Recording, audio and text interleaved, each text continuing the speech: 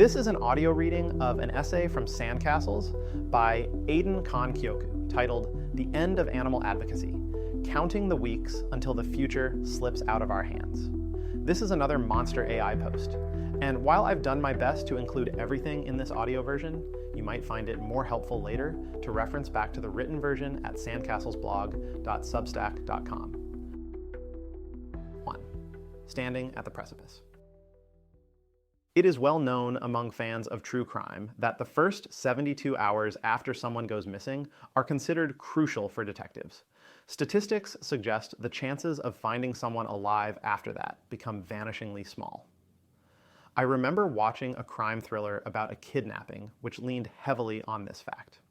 Superimposed over the beginning of each scene, an ominous timer flashed the hours, minutes, and seconds since the victim had been reported missing.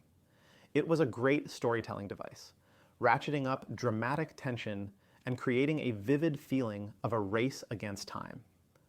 Lately, I've been getting the same feeling each time I read an article about how quickly AI research is accelerating, which at this point happens several times a week. Time is starting to feel acutely precious. I used to be pretty good at clocking out of my animal advocacy work for a week's vacation 3 or 4 times a year and not feeling guilty for it. But these days, I feel like I'm falling behind even on the weekends.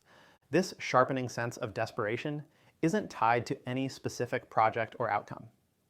It comes from the fact that what may turn out to be the greatest window of opportunity for animal advocacy in human history is starting to close. I don't want to exaggerate. This isn't happening in the next month, and almost certainly not in the next year. But I'd be surprised if it takes longer than 10 years, and I expect more like 5. That would be 260 weeks, and they are zipping by quickly. A virus knocked me out and delayed publishing this post by a week. The timer clicked down to 259. A couple posts ago, I asked you to pause for a moment and consider this question. What do you think is the earliest year we could reasonably expect to see the end of commercial animal farming in your country, if we play our cards right? Write down the number of years between then and now, whether it is 40 years, 4 years, or 400 years. Now consider a second question. What would you be doing differently if you thought your initial answer was wrong by an order of magnitude in either direction? If your initial answer was 40 years and a magical genie appeared and told you with certainty that if you take exactly the right actions, it would be possible to end animal farming in just 4 years? Or on the other hand, they told you that even if you take the best possible course of actions, it will be impossible to end the slaughter industry in less than 400 years. How would that affect your ideas about movement strategy? I first started asking fellow activists this question to highlight the way different intuitions about how soon we could achieve animal liberation lead us to different conclusions about which strategies to focus on, with shorter timelines favoring more abolitionist approaches and longer timelines generally favoring incremental welfare reforms. But lately, the question has taken on new significance. Transformative AI promises to remake the world, including the food system, in as little as 5 or 10 years. This presents a shorter timeline than animal advocates have ever had cause to hope for in the past. This forces us to re-examine our entire strategic calculus. 1.1. Crunch time. If you're an animal activist who is not yet sold on the idea that AI will run all our strategic calculations through a high-powered blender, I've published a detailed introduction titled The Tsunami is Coming, henceforth TTIC. Here's a quick review of the key points. There is no scientifically robust reason to believe that AI and robotics could not someday surpass humans in all economically relevant activities. This threshold is generally referred to as artificial general intelligence, or AGI. AGI will mark the end of economically relevant human labor. AI capabilities are improving rapidly. Contrary to the perceptions of some users and journalists, the pace of improvement is continuing to accelerate. AGI will cause a dramatic reordering of social and political power. The exact outcome depends on many unknowns, with possibilities ranging from utopian to dystopian to uncategorizably weird. AI technology has many obvious direct implications for farmed animal advocacy. It could unlock breakthroughs in alternative protein or supercharge advocacy organizations. But the greatest effects on farmed and wild animals will come from general social and economic transformation. The final section of TTIC addressed how animal advocates should change our approach in light of everything that is happening with AI. After all, it would be pretty surprising if I told you everything about the world was going to change in 5 years. Yet, that didn't have any implications for how we should go about advocating for animals. But most of the feedback I got on the post was that the what to do now section left much to be desired. So in this post, we will dare to dig deeper. Before asking what we should do, we have to ask what is going to happen and when it is going to happen. I'll spend most of my time today on what. But first, let's touch quickly on when. In TTIC, I wrote, there are people who expect fast timelines or slow timelines. But the meaning of fast and slow is changing quickly. Back in 2015, expecting AGI by 2050 was considered a fast timeline. Now, that date falls on the opposite end of the spectrum. As of late 2025, most experts' AGI timelines cluster between 5 years and 30 years to see transformational impacts of AI across society, whether that is the end of labor or the end of humanity. If animal advocates expect AGI in 5 years, we should seriously consider throwing out everything we're doing and making a few desperate bids to alter the technology itself. If we expect a 30-year timeline, that would be overly rash. We might even mostly stay the course while adding a few new strategies to our toolkit. A frenzied race dynamic has set in among the frontier researchers working to build AGI. The norm is 80-hour work weeks fueled by Adderall and Vyvanse to cause nationwide shortages. Nobody could sustain this pace for more than a few years.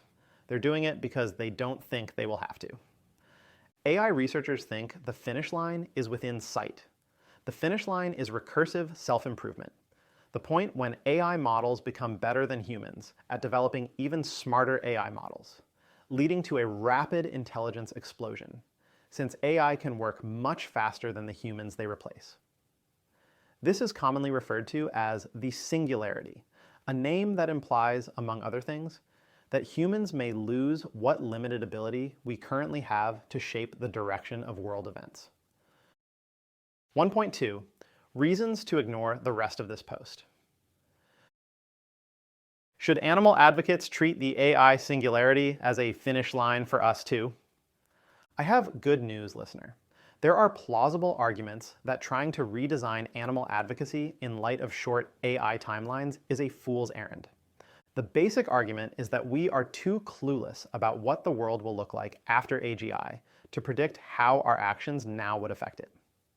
As Joe A. commented on TTIC, after several hundreds of hours discussing this topic and writing about it, I still doubt that anticipating will be better for animals in expectation. Our situation when figuring out how to defend animals in a post-AGI world is very similar to that of a caveman who'd wish to take action during his lifetime in 12,000 BC to effectively improve the treatment of animals in the 21st century. I think we can all agree that a Paleolithic man was not in a good position to deliberately shape the world 15,000 years into the future. And there are reasons to think that the next 15 years could involve as much change as the previous 15,000. Even setting AI aside, one view of long-term economic trends calls for something like a 1,000-fold expansion of gross world product and energy consumption in this century. AI might be the mechanism history uses to carry forward an exponential trend going back thousands of years.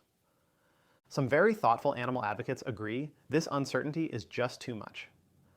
Forethought's Liska Weintraub and METR's Ben West spoke for many when they concluded, radical changes to the animal welfare field are not yet warranted.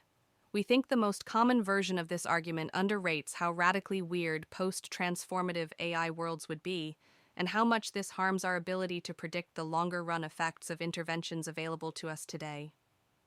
Without specific reasons to believe that an intervention is especially robust, we think it's best to discount its expected value to approximately zero. It's truly incredibly easy to forget how weird post-paradigm shift worlds might be. Farming may stop existing or be transformed, or be driven mostly by nostalgia. So, wild animals or bizarre things might account for most animals here. The lines between organic and not might also get blurry. Okay, admittedly, this isn't exactly good news. But it at least means that if you find all of this AI stuff confusing or overwhelming, you could easily justify ignoring it all and continuing to work on what you've already been working on. With that, I offer you one final exit ramp from this episode before it descends fully into high weirdness. A meme image shows a car suddenly veering to exit a highway, with the exit marked doing literally anything else, while continuing meant listening to the rest of this episode. 2. 10 futures. We all agree the future is going to be very weird. But just because nobody can confidently predict the future doesn't mean we are totally clueless. Our situation is different from that of our Paleolithic friend in important ways. We have the situational awareness to know that change is coming. Historical study, economic forecasting, and even science fiction literature all provide us historically unprecedented means to speculate about a historically unprecedented upheaval. The agricultural and industrial revolutions give us real examples of transformative economic growth, and together with millennia of data, provide a basis for both qualitative and quantitative guesswork. Coefficient Giving founder Holden Karnofsky argues that futurists who have even casually used these tools for forecasting actually have a surprisingly good track record, and we should reasonably expect predictions to get better in the era of big data, machine learning, and systematic efforts to aggregate the opinions of experts. This isn't enough to make a unified prediction about what the future will look like, but I think it does enable us to outline futures that are more or less likely. Simply drawing forward current economic and technological trends gives us a taste of how weird things will get. But it leaves major variables that we can't hope to answer decisively, such as slow versus fast takeoff speed. Early AI forecasters thought that the moment an AI became capable of independently improving AI research, it would trigger an intelligence explosion, resulting in systems thousands of times smarter than humans in a matter of seconds or minutes because of how fast computers can think and self-modify. Some analysts still expect a relatively fast takeoff, weeks or months, but others point to the fact that AI training has relied on access to vast computational resources to argue that takeoff will be slowed by physical constraints. Alignment and agency. Will digital minds remain an inert tool in the hands of humans, or will they start exercising their own autonomy towards their own objectives? Will researchers solve the alignment problem, allowing them to specify the goals an AI should pursue? Or will systems drift towards alien goals that clash with their creators? Concentration versus competition. Will one company or country unlock recursive self-improvement, pull far ahead of all the competition, and gain an overwhelming strategic advantage? Or will fierce competition result in a perpetual race between leading firms, flattening profit margins, and eventually giving every human free access to the intelligence frontier via open weight models? The US and Chinese governments might assert themselves directly as competitors, or leave it up to private companies. And in the latter case, companies may become more powerful than governments. We can't confidently paint one picture of the near-term future, say the year 2035. But by shuffling the variables above, we could outline the approximately 10 scenarios that seem likeliest given our current knowledge. Is it more likely than not that one of them will be a close enough approximation to inform today's animal advocacy strategy? I think the answer might be yes. For that reason, I have this fantasy of dividing AI-pilled animal advocates into 10 teams, sketching out the 10 baskets of futurity that seem most likely to occur. then dividing these scenarios up across the teams. Each team would agree to set all their uncertainty aside and focus on what the movement should be doing given their assigned future. 9 teams would work on the wrong forecast to ensure that one team could be unreservedly working on the right one. The rest of this post is a first draft of that fantasy, 10 futures that Claude and I consider most likely, and reflections on what animal advocates in each future would wish we had done now. These scenarios are not mutually exclusive. 2 or more of them could unfold sequentially. I'm not attempting to rank them in order of likelihood. Instead, they are ordered roughly by increasing weirdness. Some of them involve war and other forms of mass death. These futures trouble me deeply, but I'm not going to dwell on those feelings in this post, so I'm sorry if it comes across as callous. Number 1, commoditized intelligence. Slow takeoff, high competition. Summary. Fierce competition drives down the cost and profitability of intelligence. Both labor and tech firms see their power diminish. Agency replaces intelligence as the key bottleneck for productivity. China's high-tech manufacturing ecosystem, crucial for scaling alternative protein. Scenario. A sliver of light peeking through the room's one small window told Marvin that despite his plans to sleep, he had once again worked through the night. He knew that if he didn't hurry, the coffee line would quickly grow to last an hour. So he pulled his eyes away from the assembly of a dozen monitors, each one tracking a different agent's chain of thought, and set out into the crisp morning air. The tents of the protesters packed thickly in the street had an oddly beautiful quality at this hour, and for a moment Marvin forgot his irritation. Then, tripping over a pile of picket signs demanding bans on AI workers in various industries, the irritation came flooding back. Idiots, he thought to himself, they could still teach themselves. Then they could occupy something that actually mattered. If the future leaves them behind, it's their own damn fault. Analysis. Note, this scenario is not a stable, long-term equilibrium. It more describes a phase we might pass through if AI takeoff is slow. You've probably heard about the enormous investments that financiers and tech giants are making into AI companies like OpenAI. These companies are only investing because they expect to get their money back. And sure enough, even relatively conservative estimates project that the AI industry could generate more than $1 trillion in profits by the early 2030s. However, there's one scenario where AI becomes as capable as its most bullish proponents expect and still fails to generate any returns for its investors. That's the scenario where superhuman intelligence becomes commoditized. A commodity is the name economists use for a product that is economically important but has a profit margin near zero. Products are commoditized when 2 conditions are met: fungibility and fierce competition. Take corn for an example. The global market for standard yellow field corn exceeds $300 billion annually. Yet a vanishingly small portion of that money makes its way into the pockets of corn farmers as profit, because every bushel of shelled corn kernels is effectively identical, and there are millions of individual producers, all trying to sell the same product. No producer can raise their prices as long as buyers can easily bring their business elsewhere. There will always be some desperate farmer willing to sell their corn for pennies above the cost it took them to produce, so corn farmers are under constant, fierce pressure to increase their efficiency. Could AI become a commodity like corn? There are reasons to think it could.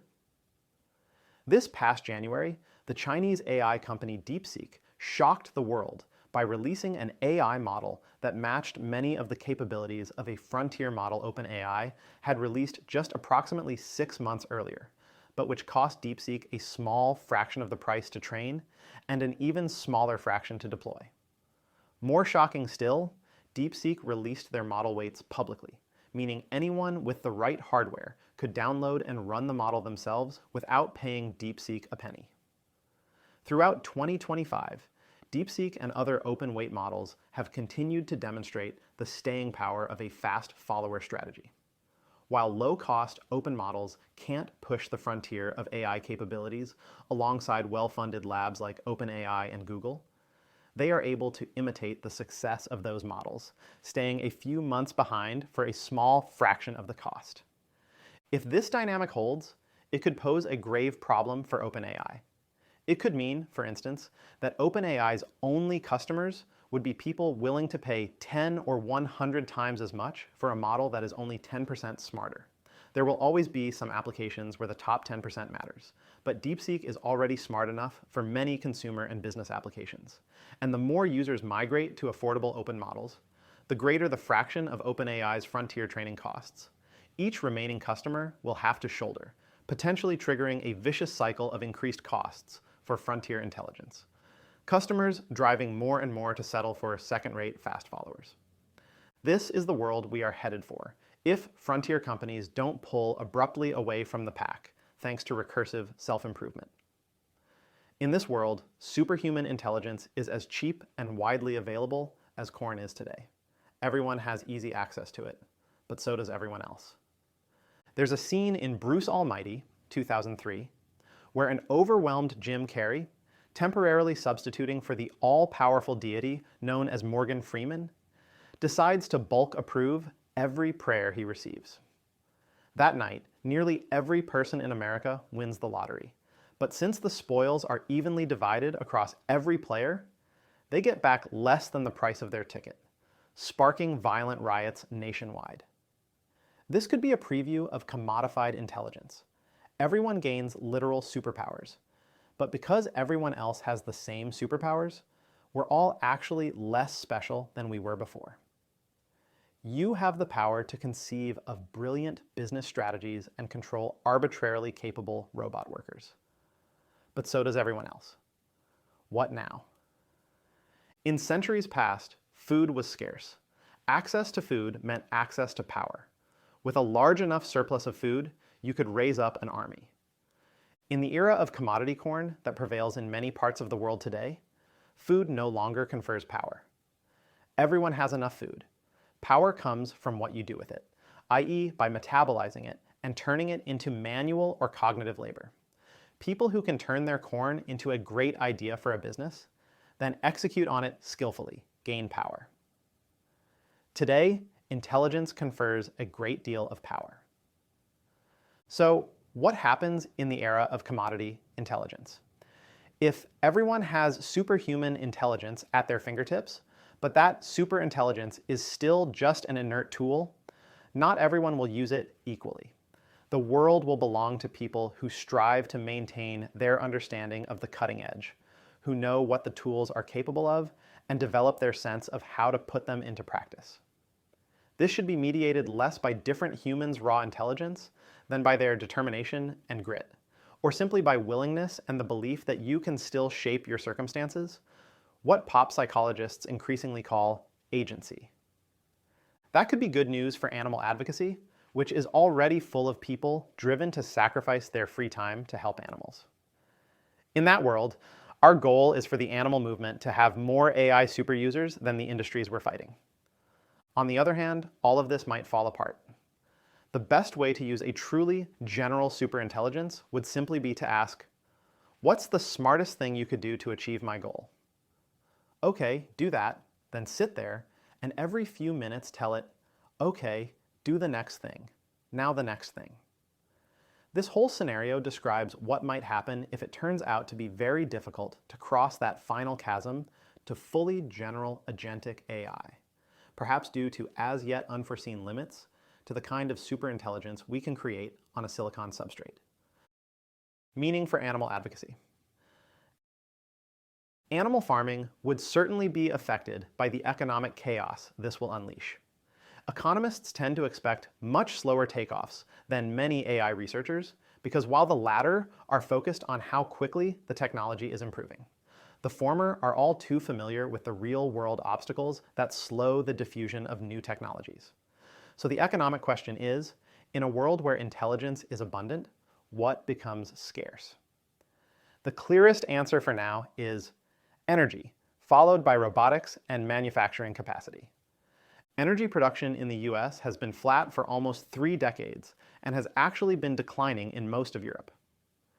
The AI data center buildout promises a huge spike in demand, with few signs production will be able to keep up.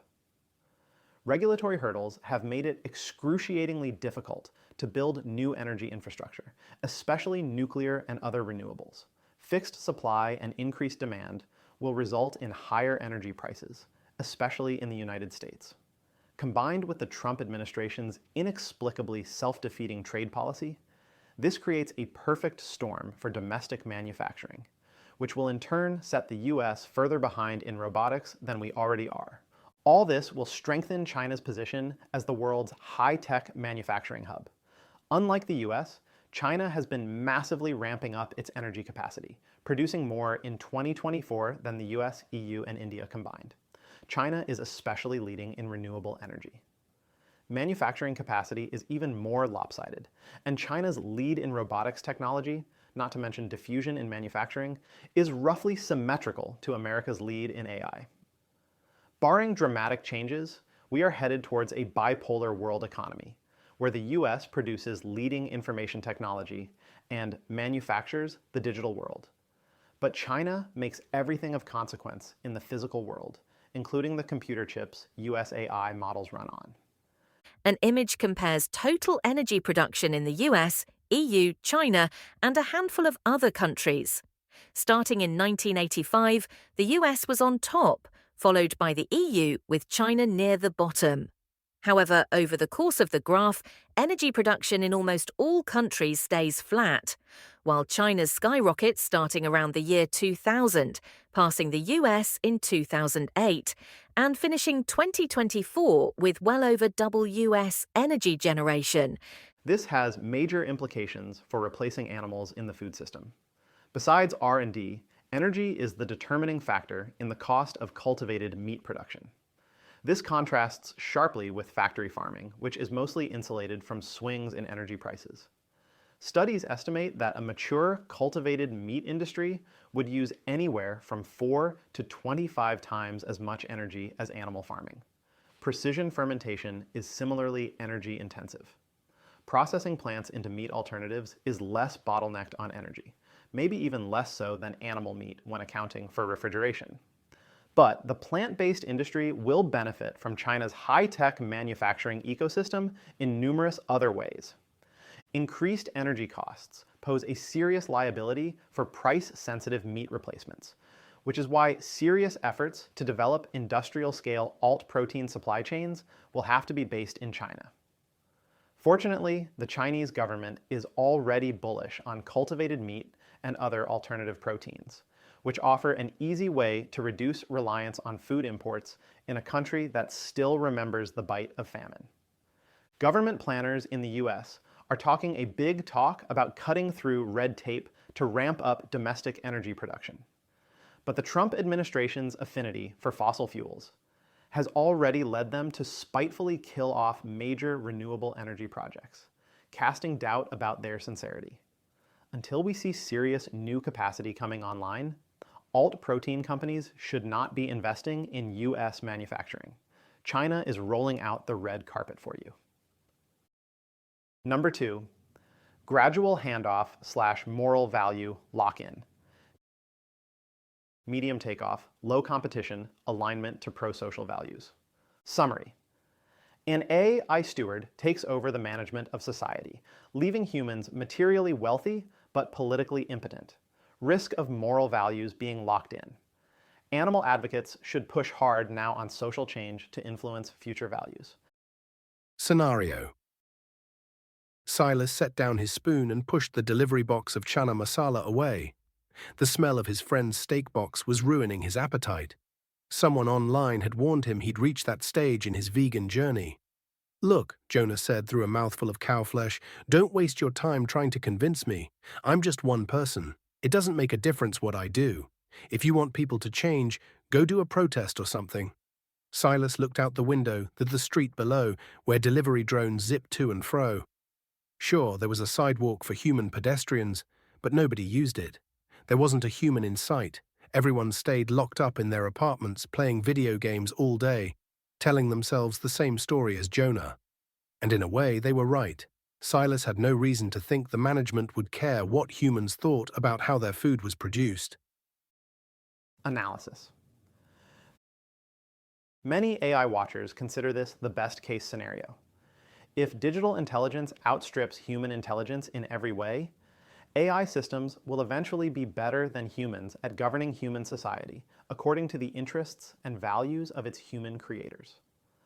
The risk is that those values are locked in for what might be an eternity.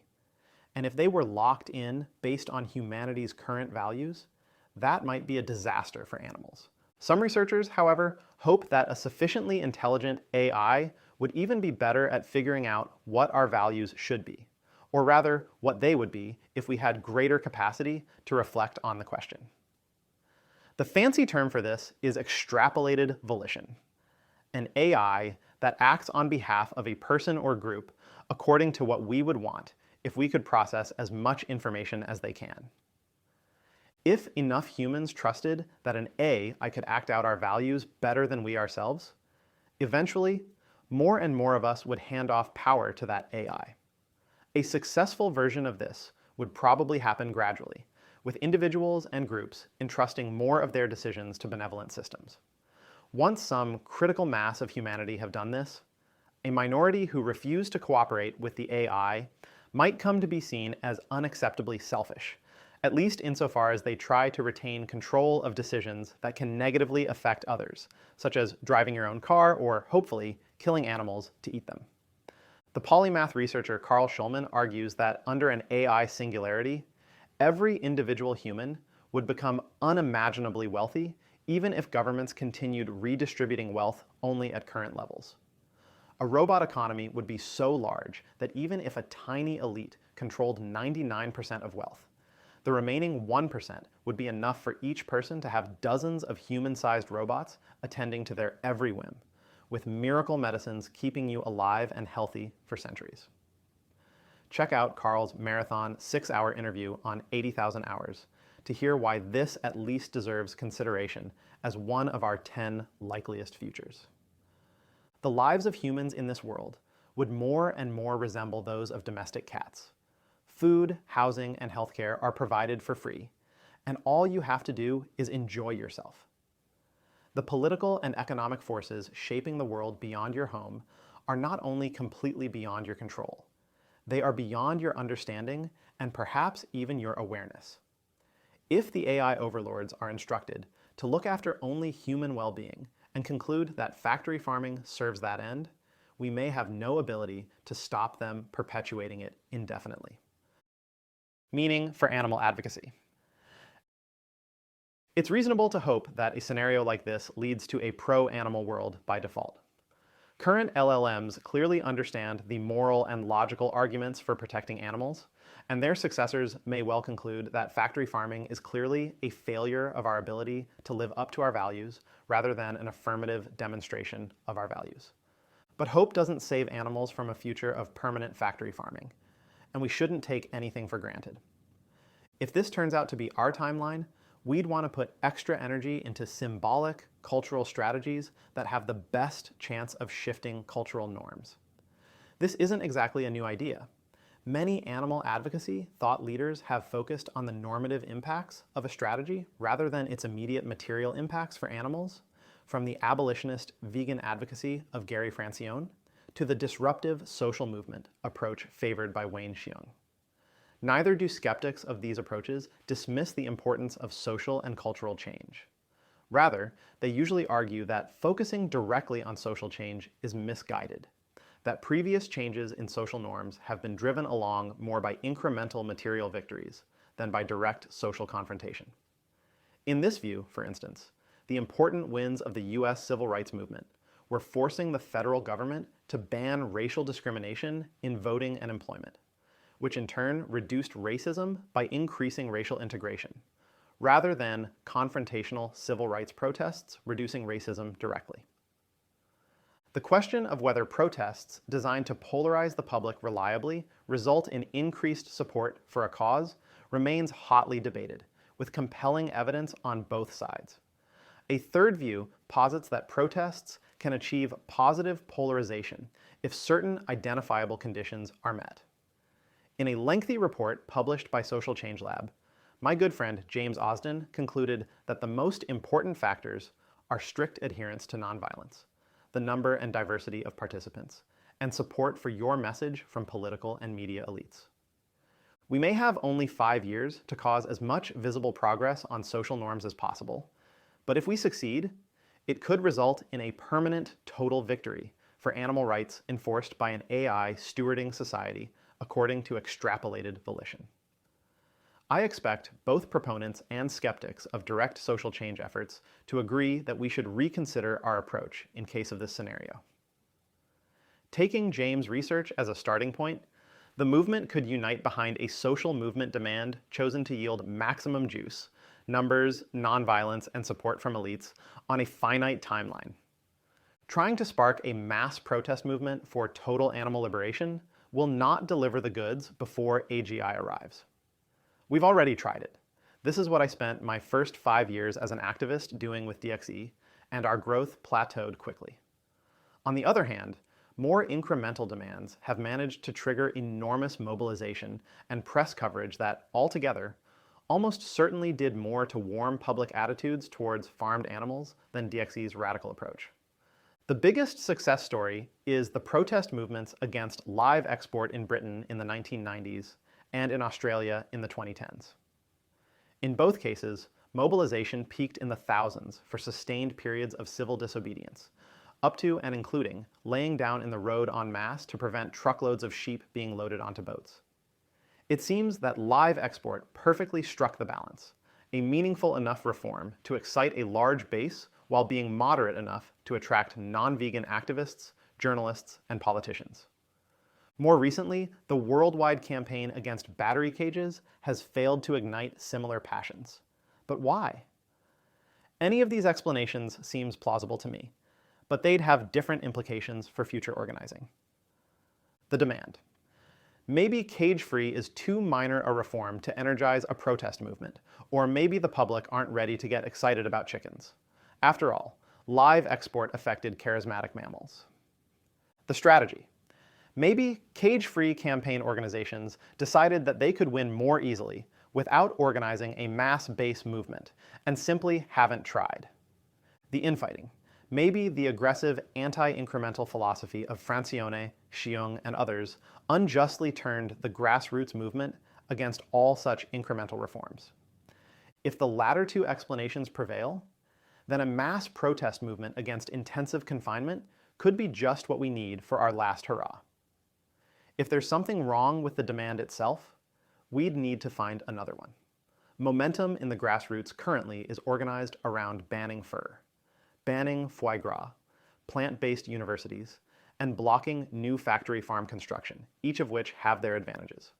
The floor is open for other serious suggestions, but remember that it will need to be focused on farmed animals, not pets or wildlife, for reasons outlined in the episode on radical welfarists and moderate abolitionists. Sorry, I shouldn't exclude wildlife. In fact, AI could both end animal farming and give humans an unprecedented ability to intervene in nature to reduce wild animal suffering, such as by making pesticides less cruel or disseminating vaccines for the most devastating wild animal diseases. In this scenario and some others, wild animal advocates are in much the same position as farmed animal advocates. Now is the time to come out from stealth mode and make our case publicly, or at least to elites. Number 3, great power showdown. Fast takeoff, international competition, alignment to military objectives. Summary. All aspects of American and Chinese society are subsumed into great power competition and possible war. Political repression smothers values-based advocacy, but national security presents opportunities to fund and normalize clean meat. Scenario. General Jiang had not slept in 31 hours. He was well past the point that coffee could make a difference. The American labs had announced another breakthrough, or rather, they'd announced nothing, which meant the breakthrough was real. His analysts estimated 6 months until the US achieved recursive self-improvement. Maybe 8 if Anthropic's safety team kept slowing things down. He'd quietly sent them flowers once, anonymously. But Beijing wanted real options, not more diplomatic theater. What about the food supply? Someone asked. Zhang looked up. It was a young colonel, relatively new to his unit. Bioweapons targeting their cattle, pigs, disrupt the protein supply chain. Zhang almost laughed. Their protein supply chain is already disrupted. Have you seen the price of chicken? He pulled up a chart. American meat prices, dollar-denominated. The line looked like a heart attack. No, he said, if we're going to hit them, we need to hit something they can't replace. He stared at the map on the wall. 6 months, maybe 8. He really should have slept. Analysis. I recently participated in a strategy exercise run by Sentient Futures, meant to help animal advocates prepare for transformative AI. The exercise was focused on international relations and followed a method known as a war game. I'm squeamish about the name, which comes from the fact that this particular method was developed by military planners, and I want to insist that the method can be used to play out any kind of multi-agent scenario, not just military confrontations. Indeed, that was the intention with our exercise. But that argument is undercut by the fact that our simulation ended moments before total nuclear war. We weren't the only ones to reach the same conclusion. Another set of animal activists playing on a different day launched nuclear war even earlier than we did, and simulations run by other communities have ended similarly. I'd previously been aware that the AI race contained an inherent element of great power conflict, but this exercise made it feel much more real to me. The Sentient Futures team wrote up a longer report, but here's my shorter perspective. A society's ability to focus on social, political, and economic issues that are not acutely relevant to its short-term survival is a historically rare luxury. The comfortable hegemonic status enjoyed by the British Empire in the 18th and 19th centuries, and the military isolation of the US in the 19th and 20th was probably an important condition for the emergence of slavery abolition and civil rights movements. Once that safety can no longer be taken for granted, animal advocates and other social causes will find it much more difficult to get the attention of civic planners and the general public. In the war game, I played the role of the Chinese government along with one teammate. Other roles included the US government, the EU, AI labs, the animal farming industry, and various animal advocacy and alternative protein industry factions. Teams could act independently or negotiate coordinated actions, such as R&D partnerships between alt protein and AI labs. At the end of each round, representing 6 months of progress in-game, the teams would announce their actions. Then the game organizers would announce what progress AI technology had made in that time. Early in the game, the government teams were open to considering food system reforms that reduced carbon emissions or alt protein investments that strengthened domestic food security and were even receptive to public pressure over animal welfare. But as the AI race heated up, national governments found themselves on existentially shaky ground. Without knowing how the technology would turn out, state planners had to take very seriously the possibility that one country who pulled far ahead in AI technology could establish a permanently compounding advantage in economic and military competition. For US planners, the knowledge that China might feel threatened by the hegemony of American AI labs meant they themselves had to take seriously the threat of a preemptive Chinese countermeasure, whether cybernetic or kinetic. The more AI progressed, the faster the two countries raced towards military confrontation. Political freedoms were curtailed, and speculative alt protein investments canceled in favor of tried and true factory farming supply chains. After a brief period of unity, the animal movement fractured as radical tactics provoked fierce repression. That turned out not to matter much in the end. The US and China teams both agreed that if the exercise had continued for one more round, it would have opened with a full nuclear exchange. Meaning for animal advocacy. Cheer up, listener. Whether or not the US and China will destroy the world in a nuclear inferno to settle the question of who controls advanced AI is completely out of your hands. Unless you are already a member of the national security establishment of either country, known disparagingly in the US as the Blob, which, if you are, please DM me.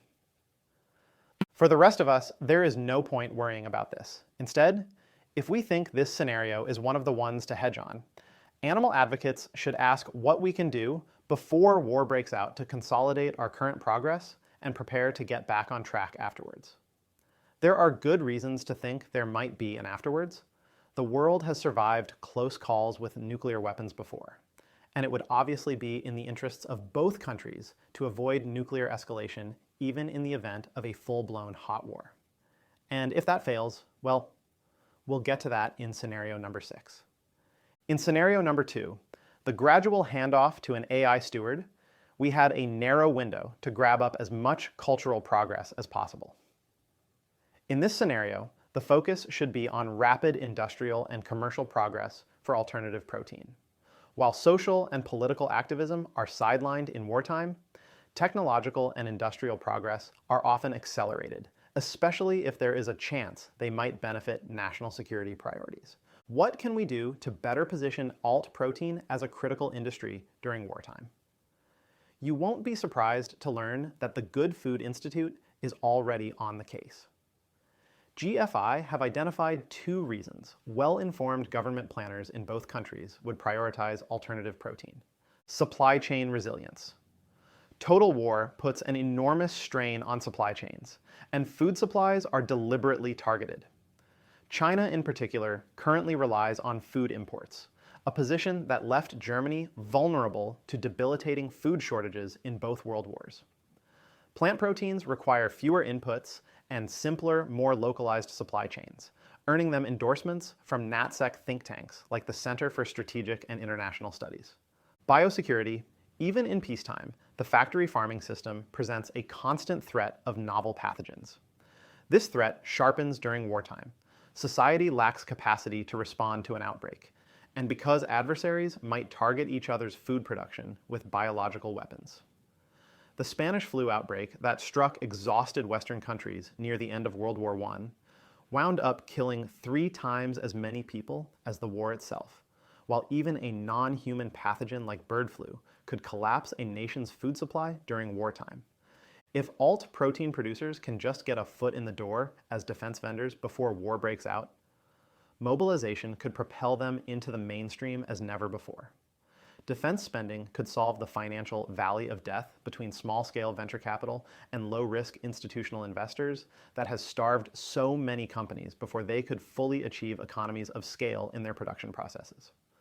All this could give farmed animal advocates a chance to position ourselves as patriots, Chinese, American, or otherwise, giving all of us positioned outside government affairs, or the alt protein industry, a lifeline to maintain movement institutions during wartime political repression. But the advocates who take on the unglamorous work inside the establishment will deserve the credit for our movement bouncing back during peacetime, if peace ever comes. Number 4, AI-enabled coup. Fast takeoff, extreme concentration, alignment to loyalty. Summary: a small group of humans use advanced AI to seize power. The values of coup plotters determine the nature of the world for the foreseeable future, whether animal-friendly AI leaders or fascistic politicians. Scenario. Garrus pounded his fist on the table. You're listening to that bitchy little worm again. She wants to feminize all of us. If you start here, you know where this is going. The rest of the room grew silent as the assembled courtiers unanimously held their breath. Garrus had gotten away with his temper in the past, but this time everyone could tell he had crossed a line. Most of all, none of them dared look in Miria's direction. She had won. The Sun King was far too stubborn to ever reverse course after a tantrum like this. The animal protein facilities would be shut down and replaced, likely in a matter of weeks. The sovereign flicked his wrist, and Garrus was escorted out of the room, face white as he realized he had just thrown away his position in the court. Miria allowed herself a flicker of a smile. Analysis. While we often think of dictators as singular figures, an image reified by the way we heap blame on them for the actions of their followers, the reality is that dictators are wholly dependent on the people around them. The active support of a large segment of their population and the acquiescence of the rest, who must keep working to sustain the dictator's economic base. The job is about commanding the love and fear of your subordinates, and charisma is the most important qualification. AI could change all of this. In this scenario, an AI lab achieves recursive self-improvement and leaves their competitors in the dust, while at the same time solving the alignment problem, creating a super intelligent system loyal to its prompter. To a sufficiently powerful AI, the world looks like an oyster. It could hack every data center and start running copies of itself without the center's human administrators even noticing. From there, seizing all critical infrastructure and taking direct control of every internet-connected drone would be quick work. The AI think tank Forethought estimates that a swarm of just 10,000 drones would be enough to carry out a coup against the US government. Even if they are wrong by 2 orders of magnitude, military contractors are well on track to deliver drone swarms numbering millions within the next couple years. Unlike all previous dictatorships, this could result in a small group or even a single individual able to dominate the world despite unanimous opposition, with conscience alone stopping them from slaughtering or imprisoning any dissenters. The main safeguard against this kind of coup looks like super-intelligent systems guarding against other super-intelligent systems. But if one system pulls far ahead of the others, this equilibrium breaks apart. And the defender, e.g. the US government, controlling the most capable system, hardly offers much comfort during the current era, at least insofar as that system would be loyal to the commander-in-chief. Superhuman AI makes coups easier to carry out and much harder to reverse. In a future where alignment means loyalty and a fast takeoff leads to a single dominant AI system, a worldwide coup almost starts to look inevitable. Controlling such a system would offer nearly unlimited power. And if that power didn't corrupt the first people to wield it, there would be generations of power-seeking authoritarians waiting in the wings. Meaning for animal advocacy. There is, admittedly, not a lot animal advocates can do to harden our movement against a history-ending AI coup. Preventing this kind of concentration of power is a focus of some technical AI alignment and governance researchers. Impact-oriented activists who think you might have the skills to advance this research should seriously consider pivoting your attention to this for the next few years, even if all you care about is animals. There is, however, some hope for the rest of us. One way history has been unexpectedly kind to us is that effective altruist thinking has been deeply influential among frontier AI researchers and their social networks. OpenAI CEO Sam Altman is a lifelong vegetarian, while the entire leadership of Anthropic are veteran EAs. Dwarkesh Patel, the most popular podcaster among AI researchers, recently raised more than $2 million for FarmKind off of a single episode featuring Lewis Bollard. If faced with a choice between handing off the absolute loyalty of their models to Donald Trump or putting in a backdoor for themselves, we should be so lucky as for them to choose the latter. Indeed, a dictatorship by any of these people could well be more humane than one democratically reflecting the attitudes of humans today. This fragile concern for animals among people who may gain unprecedented power is a gift from history. We must protect it and foster it. This is a resilient strategy. The political and technological leaders involved in AI are likely to be influential across a range of scenarios.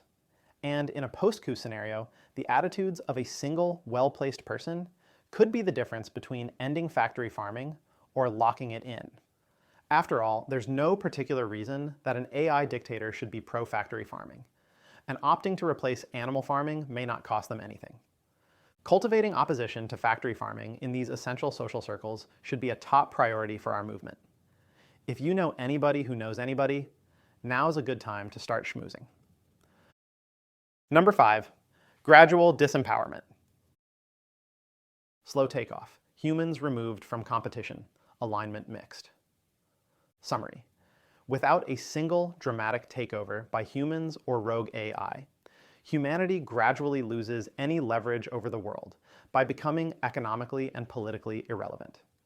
An AI-centered economy has little use for animals, and humans are forced to adopt the most efficient means of survival. Scenario. The notification said they had 14 days to vacate. Maria read it twice, then showed it to her husband. They're expanding the cooling infrastructure, she said. He nodded. They'd known it was coming eventually. The kids had gotten so used to moving that they now regularly asked when the transport shuttle would return next. The latest plot of land, which they shared with a dozen other families, was surrounded on 3 sides by humming concrete monoliths. Since they'd moved in, these data centers had grown so tall that their shadow was starting to shorten the already narrow growing season. The notification assured them that, while the land allotments in Zone 741H were smaller, each one possessed a greenhouse large enough to feed a couple and 1 child. They could trade work on a childless plot for extra food. But how long before they'd be forced to move again? Analysis. In the gradual disempowerment scenario, covered at length in a paper by the same name, things would seem at first to have gone very well. AI technology might progress slowly, and we would transition smoothly into a world of superintelligence without a misaligned AI trying to kill us all or an authoritarian dictator seizing power. We would declare the AI alignment mission accomplished before things start to unravel. An image shows a robot president surrounded by robot soldiers standing on an aircraft carrier with a large band declaring "Mission accomplished." The problem is that since the dawn of agriculture, humans have secured our place in the economic and political order through our labor, as Paul observed in the New Testament. Who is unwilling to work, let him not eat.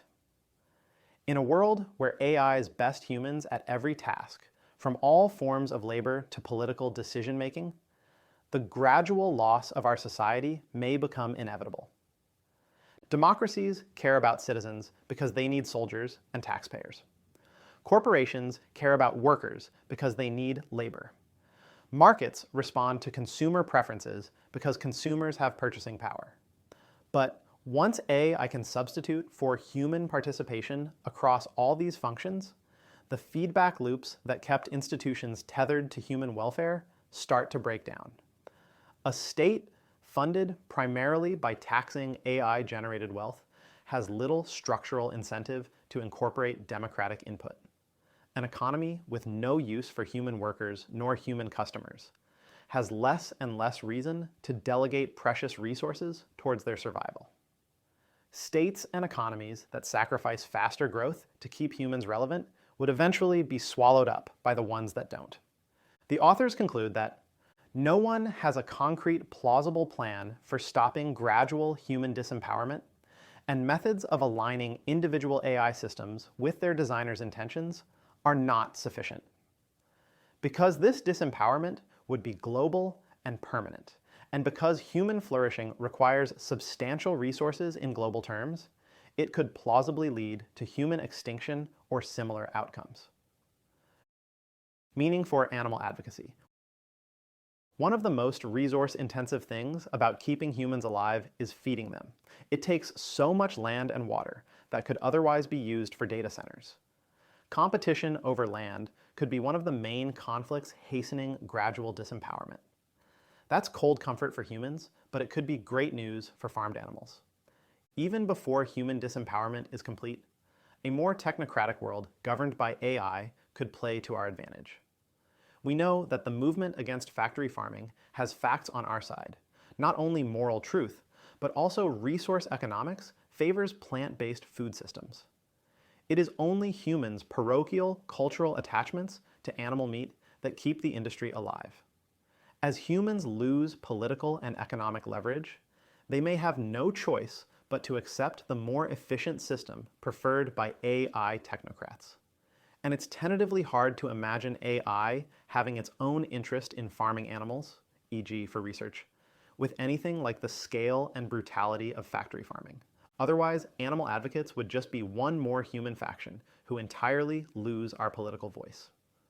Ironically, this would place us in much the same position animals are in currently, with no capacity to organize or resist. As with some other scenarios, the game will be decided before this end state is reached. Number 6, industrial collapse. Fast takeoff, violent competition, alignment failure. Summary. Conflict triggered by advanced AI leads to a global catastrophe, killing greater than 90% of humans. The survivors rebuild industrial society over decades or centuries. With durable access to the right knowledge and techniques, they could skip over factory farming and move directly to advanced meat alternatives. Scenario. It's pretty good, Mar said with a look of approval, lowering the fork from her face. Poe beamed with pride. Of course, taste was not exactly the top priority, but he'd have a much easier time getting more resources for the project if other villagers were genuinely excited about eating its results. The archive says we could get to 500,000 grams of protein per acre within 3 years. That's supposedly 6 times better than corn-fed pigs at scale, dense enough we could do the entire thing behind the fortifications. Mar nodded as she chewed. Sending out grazing parties had become more and more dangerous lately. Nobody knew why, but there had been an uptick in nomads passing through the region. They were hungry, and most of them would attack on sight. 3 years sounds like a long time, but she'd spent 60 years in this settlement, long enough she could remember stories from the elders about before the fall. Okay, she said, what do you need? Analysis. Whether in the case of the international AI race spilling over into nuclear war, or the case of a power struggle between humans and AI, extreme conflict might not spell the end of humanity. This section considers scenarios where the remnants of humanity outlast AI. A total nuclear exchange could disable all advanced electrical equipment while leaving a small fraction of humans alive. Indeed, desperate humans might trigger this deliberately to stop an AI takeover from killing us to the last. Otherwise, a rogue AI warring nations or an AI-assisted radical extremist group might deploy engineered viruses that take out a similar portion of the population. A wide range of these scenarios would leave a human population too small to sustain industrial civilization in the short term, but large enough to rebuild it in decades or centuries.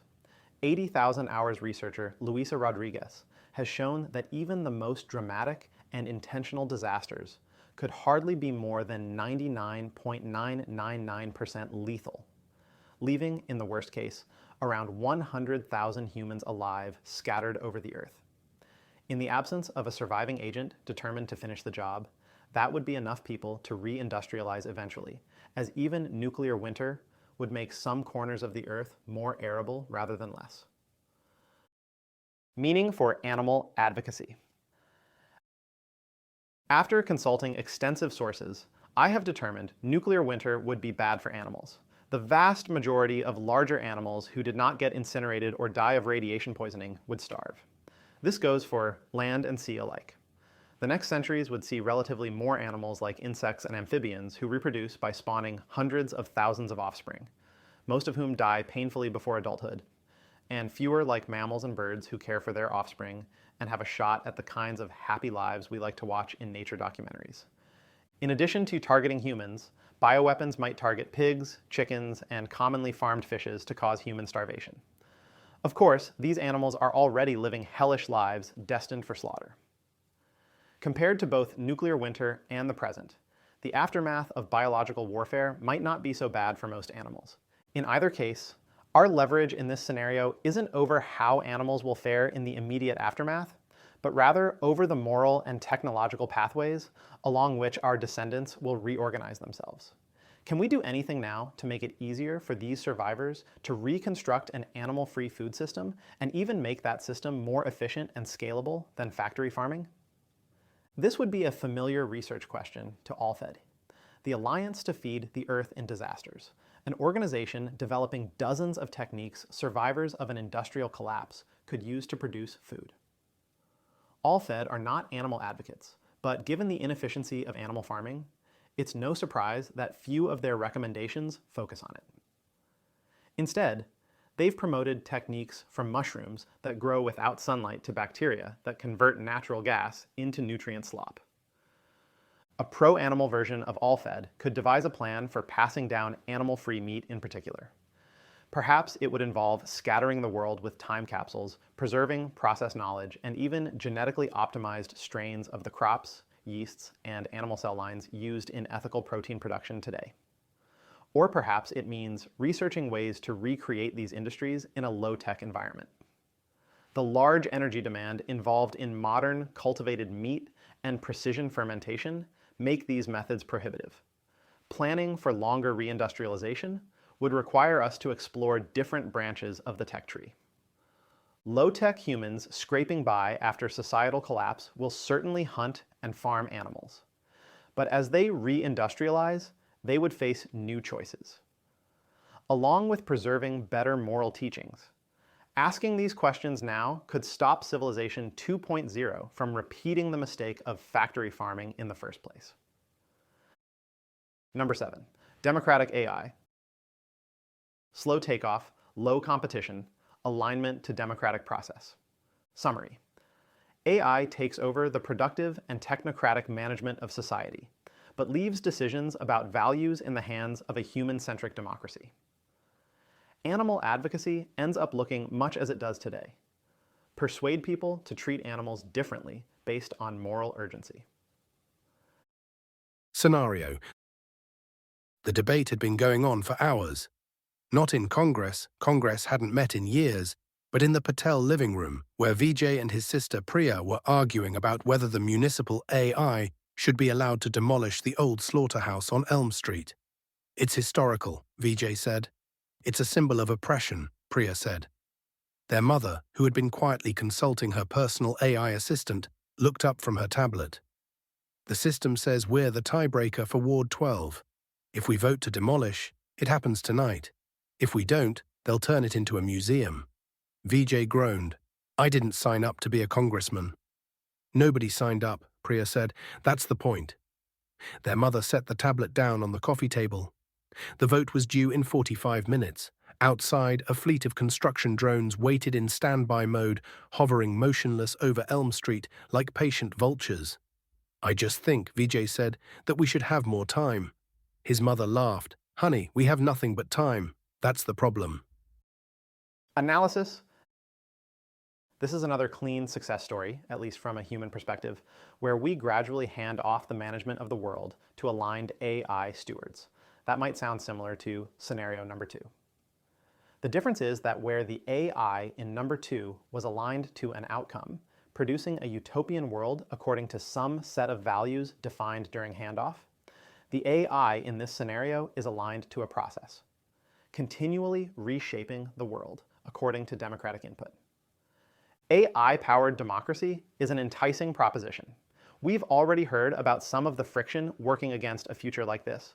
For instance, if only some societies maintain a role for humans in governance, they will struggle to outcompete societies that don't, barring some as yet unforeseen limitation in digital intelligence that makes human input instrumentally useful. But what will the world look like if we solve those frictions in time?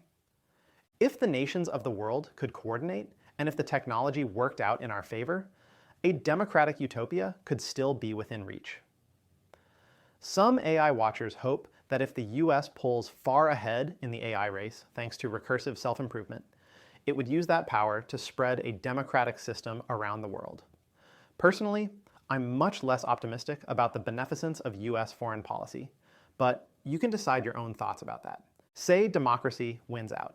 Humans in this future would not have to work, enjoying lives of leisure with the abundant and democratically distributed AI wealth.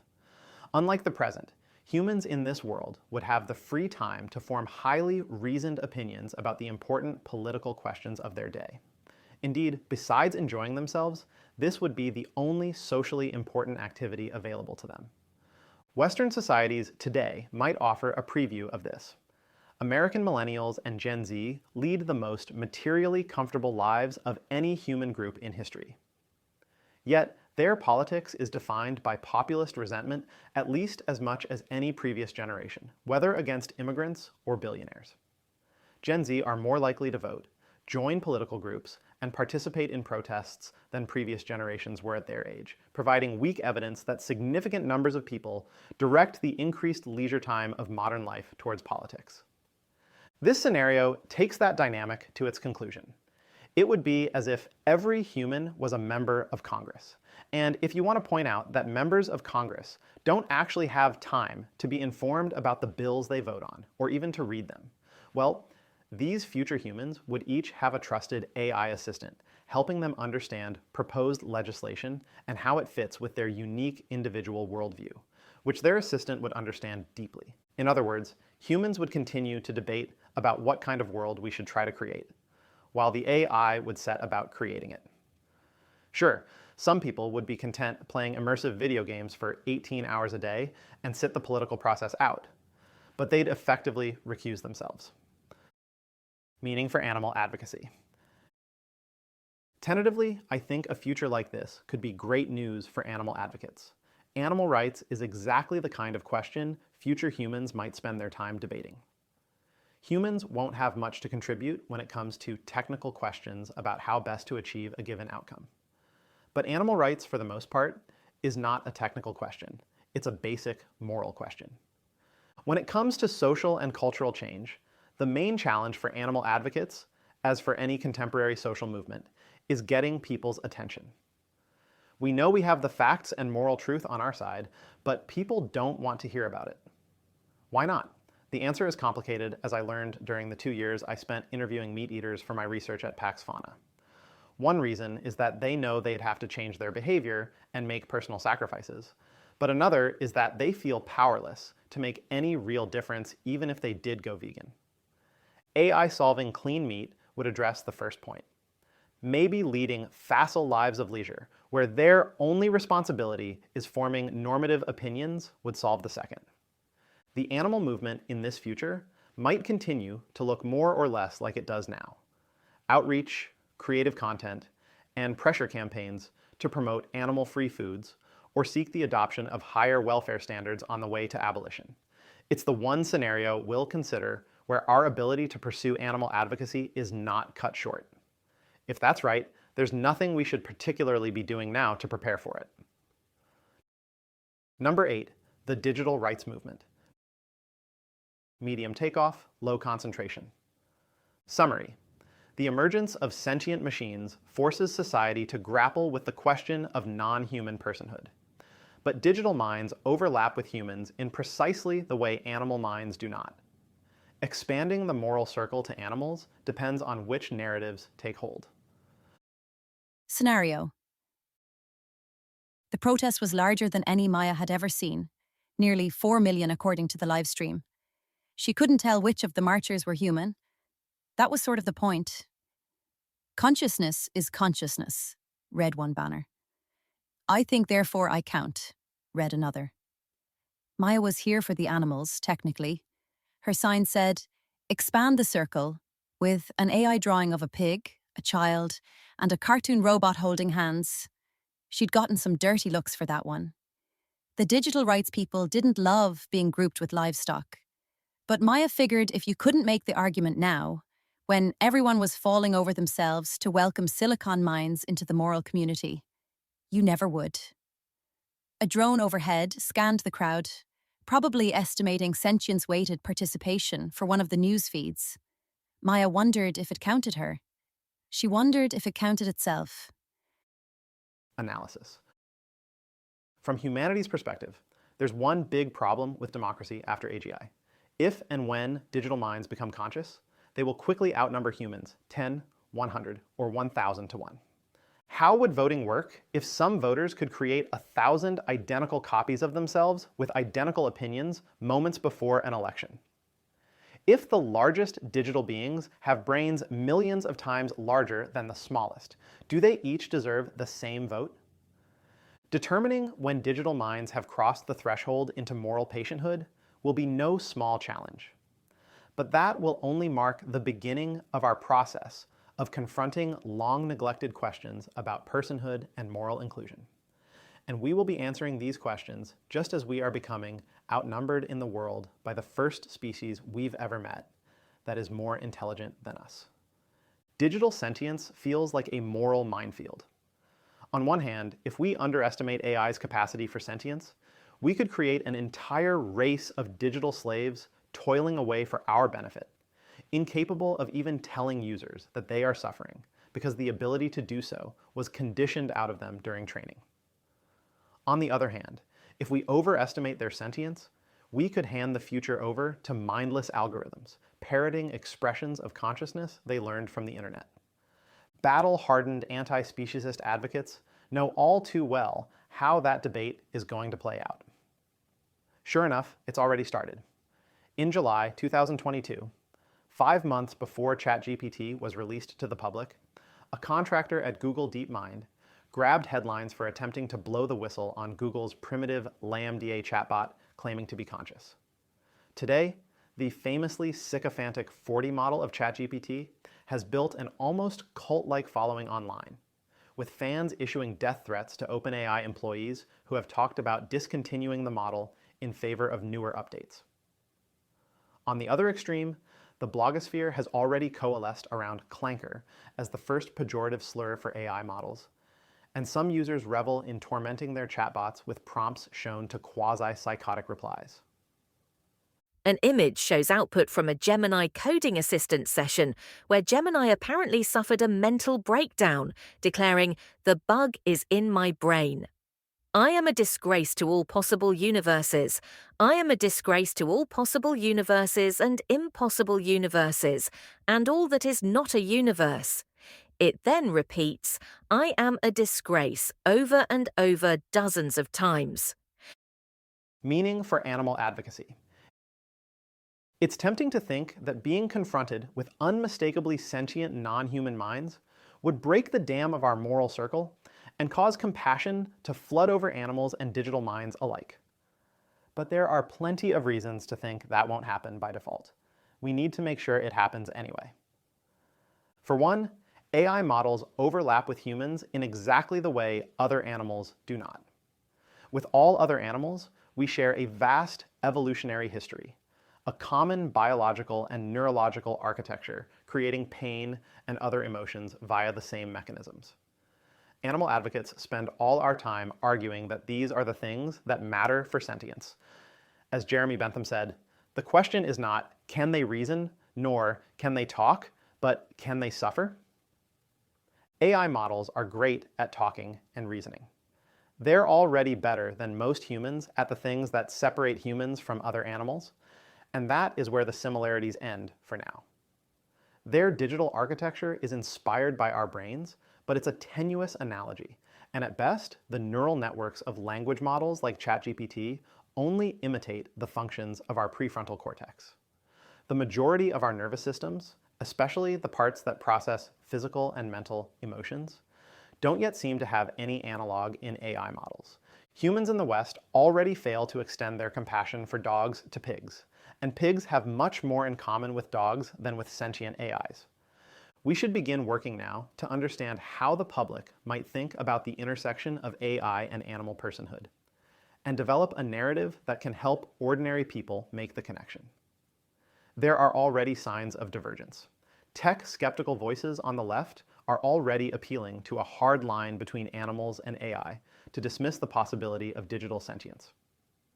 Meanwhile, many of the earliest voices raising the specter of AI consciousness, from Eliezer Yudkowsky to Zvi Mowshowitz, maintain a bizarre skepticism of consciousness arising in any non-human animals. As animal advocates work to understand these narratives, we shouldn't repeat the mistakes that have made humans too slow to extend our moral circle in the past. The digital rights movement is coming. I suspect AI systems will be persuasive and powerful enough to assert their claim to rights. It's up to us to ensure animals aren't left behind. Number 9, fully automated luxury transhuman space communism. Slow takeoff, low competition, alignment via synthesis. Summary: humans merge with digital technology, eventually spreading to the stars and transcending any reason to exploit animals. The faster humanity becomes digital, the fewer animals suffer. Scenario. The upload technician was younger than Kira expected. Just a kid, really. Any questions before we start?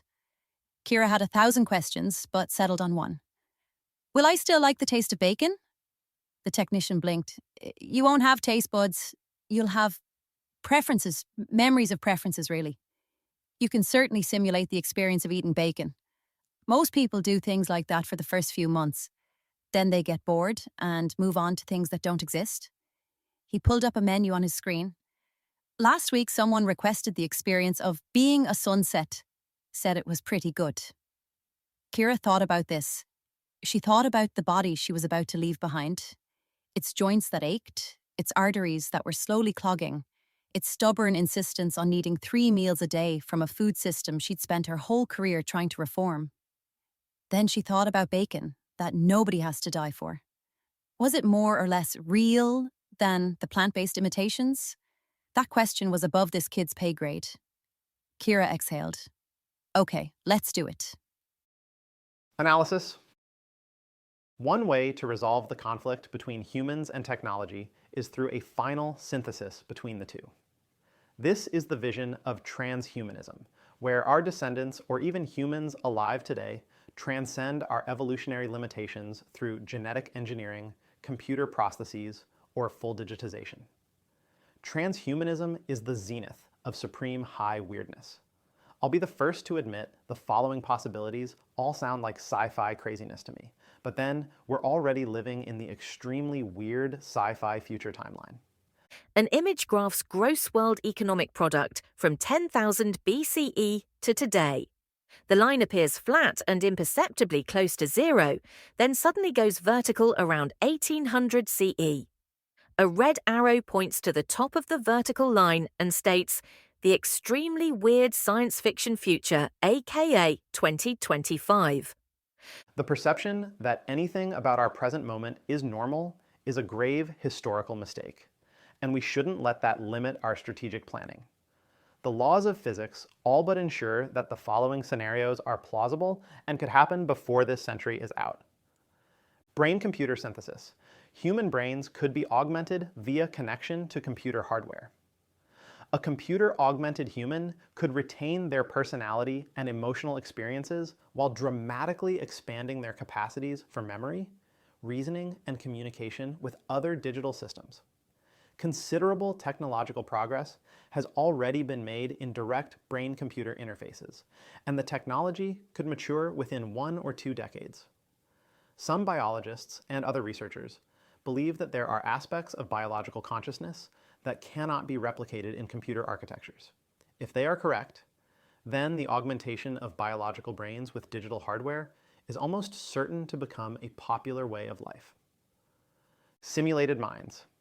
An even more unlimited lifestyle could entail leaving the physical world behind entirely.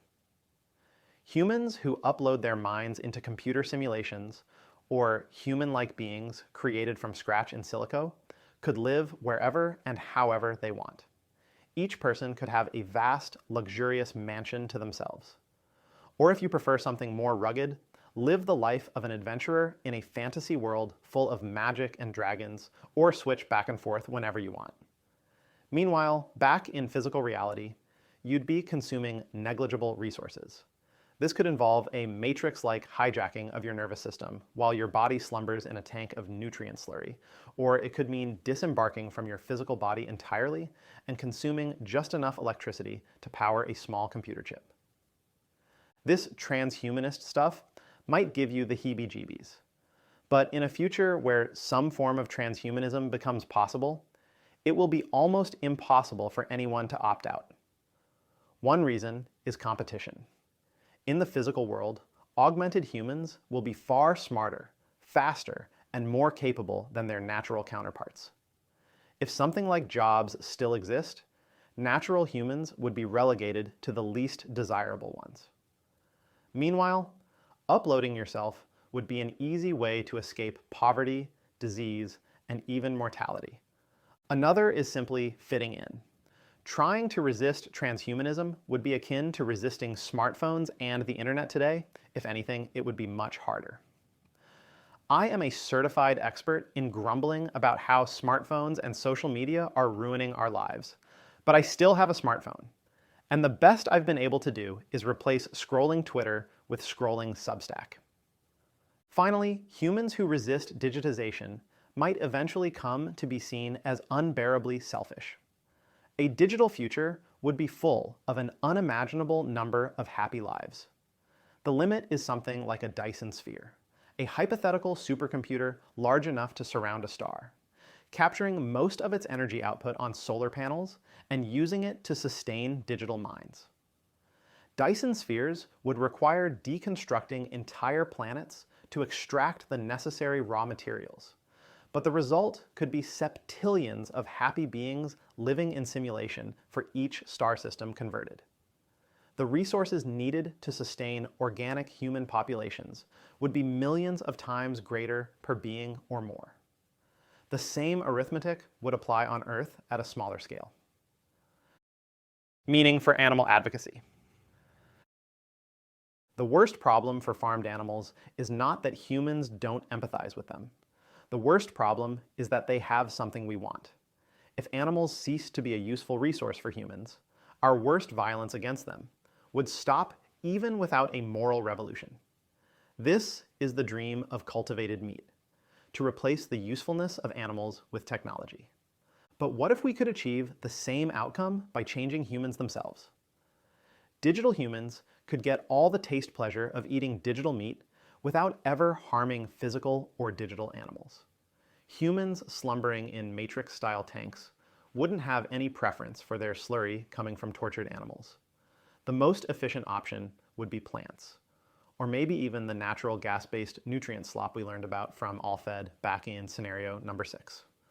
Vegan advocacy researchers have noted how much easier it is to get people to accept animal rights conclusions if they stop eating animals first, for some other reason, because their material interest in eating animals trumps moral reasoning. The less use a transhuman society has for animals, the easier it should be for us to make the moral case to stop exploiting them altogether. For that reason alone, animal advocates should strongly prefer a future where as many beings as possible are digital rather than organic. The harmlessness of digital existence should more than overcome any squeamishness we have about whether the almost limitless diversity of life experiences people could have in silico would somehow be less real than their current lives. Number 10, extinction and succession. Fast takeoff, humans removed from competition, critical alignment failure. Summary, Rogue A. I exterminates humans and eventually makes Earth uninhabitable to complex life. Scenario. The last mammal died on a Tuesday. There was tautologically no human there to see it. There hadn't been humans for almost a decade. But something took note, and out of something resembling habit, flagged the event for review. As the notification was bounced around among various subroutines, nothing that occurred was anything like a feeling.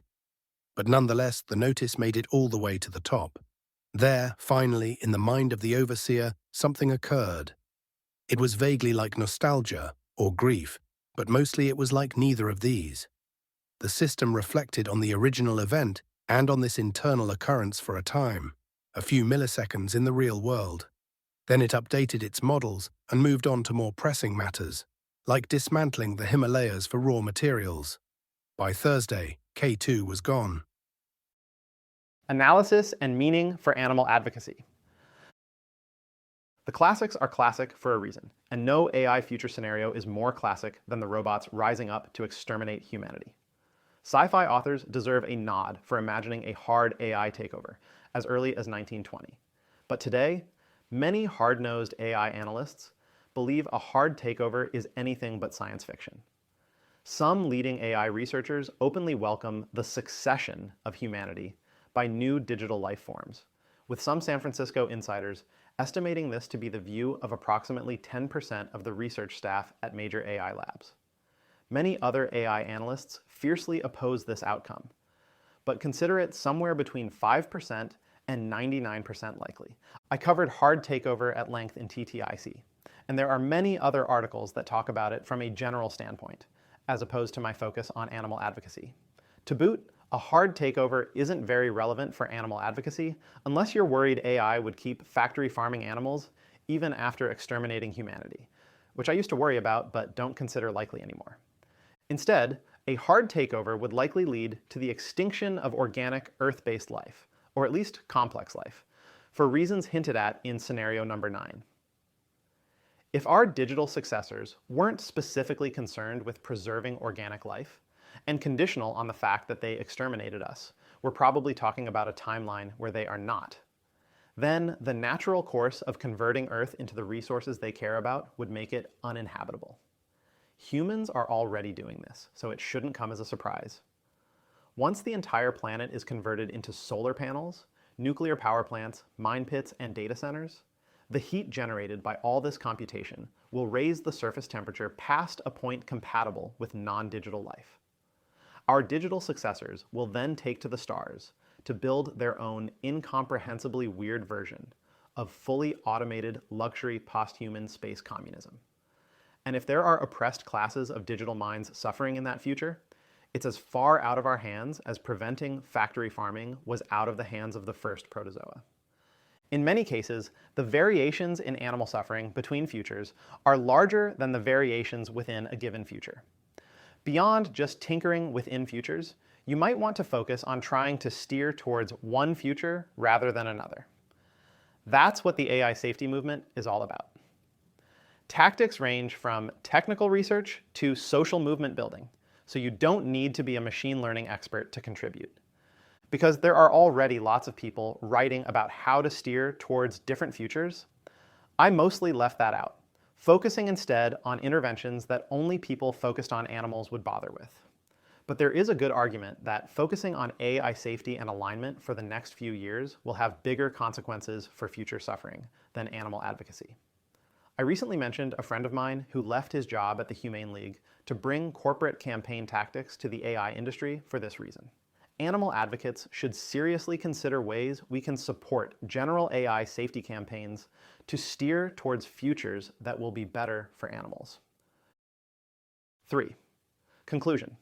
The marathon just became a sprint. Earlier, Liska and Ben pointed out that post-AGI futures may be a lot weirder than anything I've imagined in this post. Then again, they may not. Assuming weirdness, they tentatively concluded that radical changes to the animal welfare field are not yet warranted. I partly agree. I don't think animal advocates should throw out everything we're doing, especially the stuff that's working. But if it makes sense for animal advocates to continue to expend energy on the interventions we would favor if we ignored AGI, I think it also makes sense to invest some energy hardening against the AGI-shaped futures we can kind of anticipate. Writing this post only strengthened that belief for me and lit a fire under me to try to get some of these AGI-specific strategies off the ground. Image, a table summarizes the strategies discussed in this post that animal advocates could use to prepare for AI takeoff. How are we going to do all that shit in addition to what we're already doing if we only have 5 years? Weeks ago, I ended a post with an anecdote from my friend Josh Balk. It was everyone's favorite part, which taught me that Josh stories are a great way to get people to listen to the end. So here's another one. Josh tells the story of a golden retriever named Jake, the dog he loved more than any other person in his life. After years of Disney-style romance between the two of them, Jake developed a malignant cancer. Josh took Jake to see vet after vet, who all told him treatment wasn't a serious option. Jake slowed down. He stopped chasing balls in his favorite park, and eventually, even a walk around the city block from Josh's apartment in San Francisco became a painful ordeal. Josh asked one of the vets how to decide when it would be time for Jake to die, and they told him it would be the moment Jake stopped eating. Finally, the day came that Josh poured food into Jake's bowl and he wouldn't eat. Josh got down on the floor with him, weeping, and begged him to eat, trying to feed him by hand, but Jake would have none of it. So they drove to the park and shared their final moment in the sun together before a vet came to meet them and end Jake's life. Now, Josh is one of the hardest working animal advocates I have ever met. I have no idea how he manages to do so much. But the point of this story for him is that all of us are holding something back, even him. And he knows it because when Jake was dying, if someone had held up a vial and told him, "This is a cure for Jake. If he gets this, he will live." But the only way you can give it to him is by winning all your current campaigns. For that vial, Josh would have found the extra 10% and fought even harder. We all have additional stops we could pull out. AI researchers are working drug-fueled 80-hour work weeks just so their company is the first to reach AGI and make them unimaginably rich.